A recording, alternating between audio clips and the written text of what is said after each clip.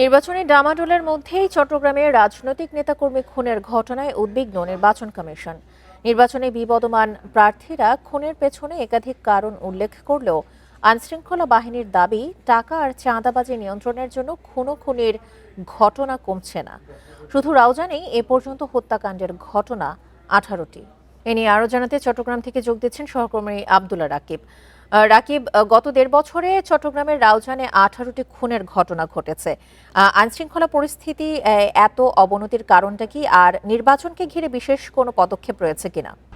১.৫ বছরের যে হত্যাকাণ্ডের তালিকা সেটি আসলে প্রতিদিনই প্রতি মাসে এক দুটি ঘটনার পরে আসলে এটি সে বাড়তেই থাকে।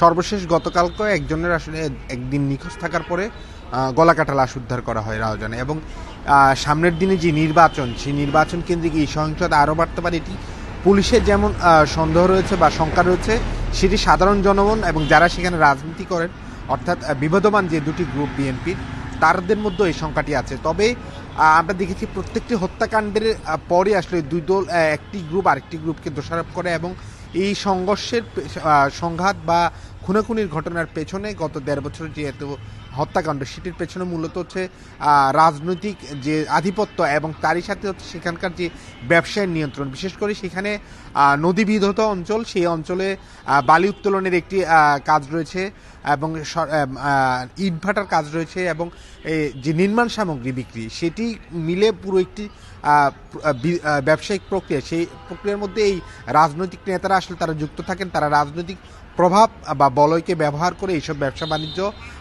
কাজ করে থাকেন, নিয়ে থাকেন। এবং এইটি নিয়ে আসলে ভাগাভাগি কেন্দ্র করে চাঁদাবাজি এবং দখল এবং বালুমহালের ব্যবসা সব মিলিয়ে আসলে আধিপত্য বিস্তারের জন্য পরবর্তীতে এইসব সংঘাত হয় এবং খুনাখুনির ঘটনা ঘটে, এবং যেটি আসলে পরবর্তীতে রাজনৈতিক হত্যাকাণ্ডের রূপ নেয়। এবং এই দুটি এসব হত্যাকাণ্ডের পেছনে মূলত যে দুজন রাজনৈতিক নেতা আছে রাউজানে বিএনপির, তাদেরও আশ্রয় প্রশ্রয় থাকে। এটির অভিযোগ নানা সময় আইনশৃঙ্খলা বাহিনীর পক্ষ থেকে, এবং তারা দুদল একে অপরের মধ্যে অভিযোগ করেছে। এবং পুলিশ প্রশাসন বা আইনশৃঙ্খলা রক্ষা বাহিনীর আমরা সদিচ্ছা শুরু থেকে দেখছি, কিন্তু আসলে প্রতিটি ঘটনার পরে হচ্ছে মামলা হয়, গ্রেফতার হয়, কিন্তু পুলিশের যে তৎপরতা সেটির পরে আসলে এইসব খুনের ঘটনা আসলে থামানো যাচ্ছে না। এবং সেক্ষেত্রে পুলিশ বলছে যে রাজনৈতিক যে নেতারা রয়েছেন, বিশেষ করে বিএনপির দুজন নেতা, একজন গোলাম আকবর খন্দকার এবং একজন গিয়াসউদ্দিন কাদের, তাদের দুজনের যে সদিচ্ছা এবং সামনের দিনে যে নির্বাচনী পরিবেশ, সেটি আসলে সুষ্ঠু রাখার জন্য, মানুষের জানমালের নিরাপত্তার জন্য তারা বলছেন যে এইসব তাদের থেকে আসলে এই ধরনের ব্যবস্থা নিতে হবে, এবং তাদের যে রাজনৈতিক কর্মীরা আছে তাদের মধ্যে যাতে এই ধরনের সংঘাত যাতে না হয়, সেই ধরনের সেক্ষেত্রে তাদেরও আসলে উদ্যোগ নিতে হবে।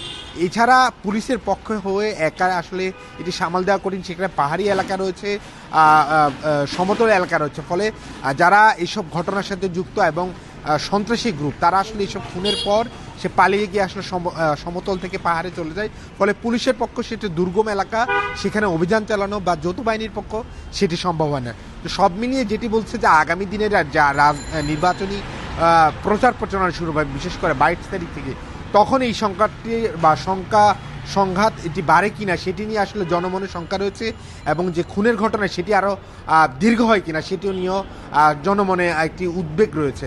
ফলে আগামী দিনের যে আইন শৃঙ্খলা পরিস্থিতি, সেটি নিয়ন্ত্রণে পুলিশ প্রশাসন বলছে তারা আর জোরদার ভূমিকা পালন করবে, এবং যে যৌথ বাহিনীর যে অভিযান চলমান রয়েছে সেটিকে আরও বেশি বেগবান করবেন তারা। চট্টগ্রামের রাউজান থেকে জানাচ্ছিলেন আমাদের সহকর্মী আব্দুল্লাহ রাকিব।